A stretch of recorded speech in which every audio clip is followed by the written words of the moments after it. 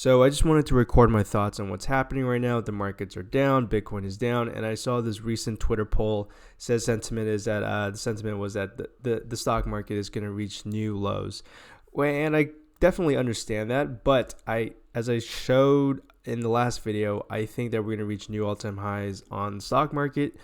And that's mostly because every single time the yield curve inverted, specifically the 10 and 2s, and I've shown that in these white vertical lines, this is the exact date when they inverted, you can see that, there's some volatility for sure. These are weekly candles, and we eventually always made it back to a new all-time high. So yeah, there's a lot. Well, I didn't get the ones here, but for everything else, it's the same thing.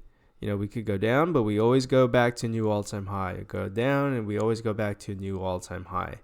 And, in more recent times, going back to a new all-time high didn't take more than a year. So that's why I'm pretty sure, pretty certain it's going to be this year. So if I do end up being wrong, and it's not, then okay, fine. I was wrong with that forecast, but I do think then I would say it's going to happen in 2023. Because, well, if you just look at the historical charts, it just always goes back to a new all-time high. The recession is signaled, but the actual stock market doesn't actually fall for another year or two on average. So same thing here in 2006.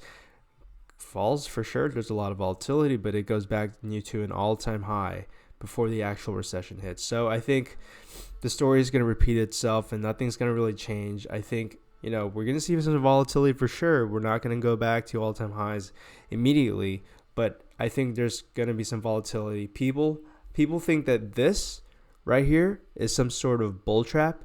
I think this is actually a bear trap, obviously, for obvious reasons.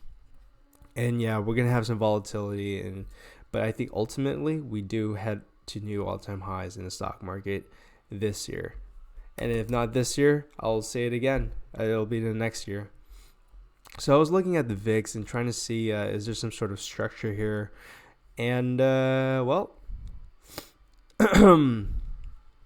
usually if we're between the 20 to 30 zone, that usually means, volatility is going to get lower. But the moment it starts getting below 20, that's usually when people start realizing, hey, there's going to be a rally in the stock market, and the crash, quote unquote crash or pullback, is going to it wasn't that serious.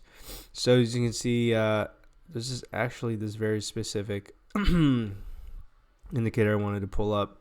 Can't find it right now, but basically looking at the market structure, you could see that it's